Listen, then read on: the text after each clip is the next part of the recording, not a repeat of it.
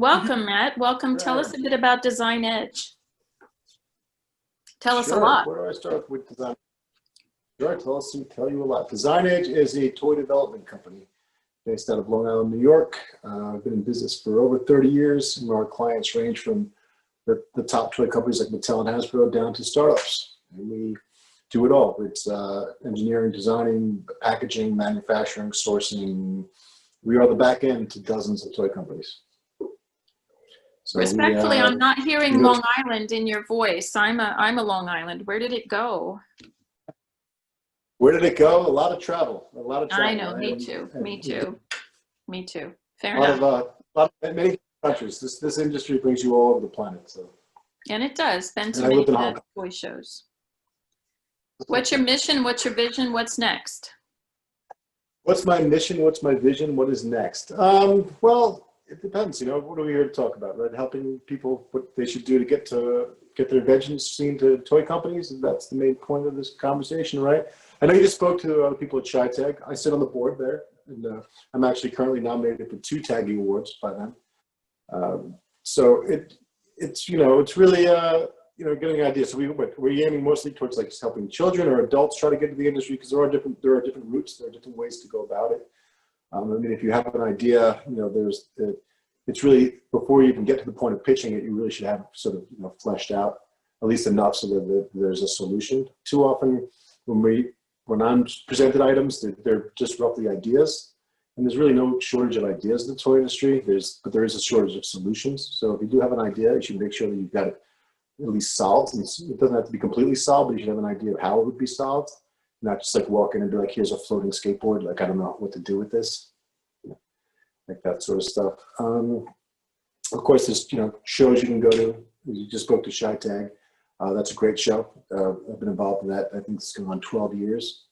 And of course, then there's also the Toy Association. There's the toy fair every year in New York.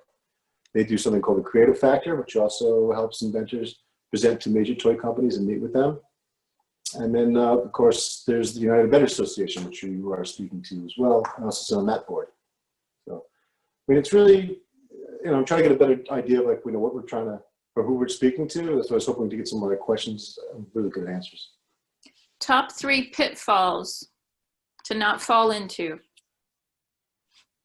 Well, and the biggest pitfalls is don't fall in love with your product, right?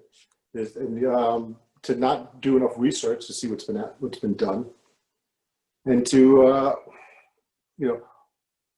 really over pitch or chase somebody or a company. You got to learn how to understand when you're getting a soft no or a hard no, and just move on. Because at the end of the day, it's a bit of a numbers game in the toy business, because it's a fashion-based business. So you got to constantly be creating. It's not like you come up with one idea and you keep going. Every year there are new toys. And last year's toys are sort of retired. So you have to be able to, move fast and just go with the times, just like anything else. The first thing you said, I've told young inventors forever, is please don't fall in love with your invention, because if you do, you're done. You shouldn't walk through the door, because then your feelings will be hurt and you'll hold on too tightly, and you might miss the advice that you desperately need.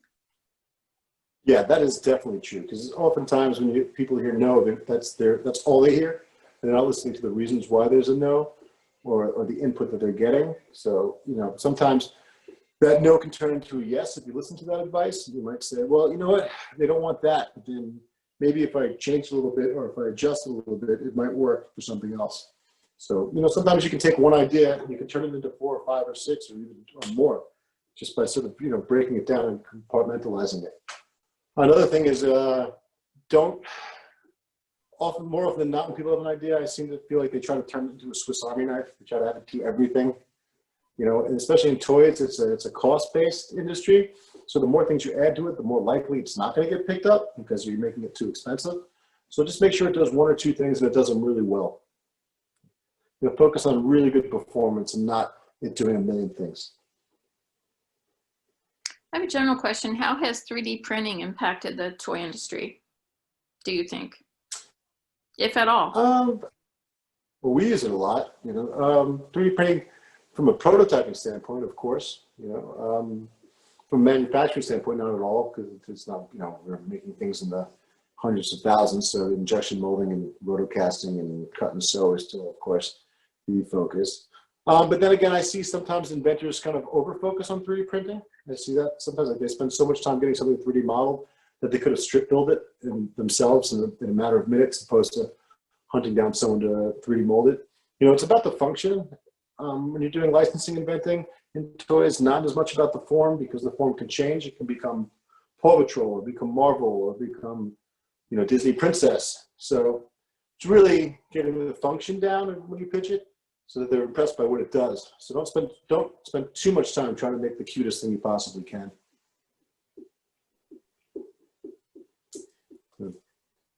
I'm just, Any other questions?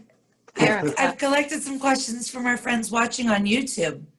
Good. Someone's asking, how has a hyper-connected world changed the field? What opportunities and challenges have come up because of it? Well, again, it's a fashion business, so everything's moving at a rapid rate. So if you can figure out ways to incorporate any sort of technology, whether it be, you know, AI or augmented reality or any sort of hyper connections, by all means. It's a cost-based thing. So the simpler you can make it, the more cost-effective you can do it. You know, kudos. So we're always looking for stuff that can sort of break those walls and bring in a new dimension to a child's play patterns. So I guess the short answer is yes. It's changed things. So there's a few other questions you said? Sorry, that was the one I saw. And then, oh, sorry, the other was for Braxton still. I apologize. But I have a question. I'm curious to know if there are certain trends. You say it's a fashion business, which it's blown my mind, and that it moves so quickly. What's the trend that has lasted the longest in toys and games that you've noticed? Like, what's the one that's never going out of fashion? It's funny because the one that when I started my career, I would have thought was on its way out is probably the best example, which is board games. You know, when I first got in the toy industry in the 90s, I was like, well, who plays with board games anymore?